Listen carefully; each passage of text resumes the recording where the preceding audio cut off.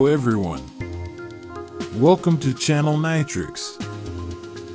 Today we have a quick look at the new device that needs no introduction, Steam Deck OLED, which has added many wonderful, advanced internal improvements to the Steam Deck with one massive change.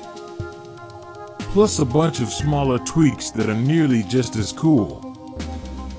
This $549 and 512 GB NVMe model includes a 7.4-inch OLED panel that delivers excellent picture quality.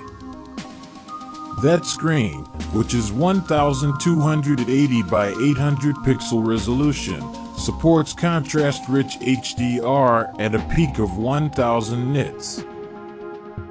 Valve has also boosted the refresh rate from 60 Hz to 90 Hz, allowing many games, as well as the interface in general, to display smoothly at a higher frame rate.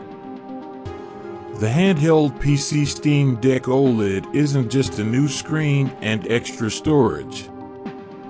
It's a new battery, new chip, new cooling, a new 90 Hz refresh rate, and well over a dozen other substantive changes. Almost all make the Steam Deck OLED hands down better than the original. It's so much better, I wouldn't buy an original Steam Deck anymore.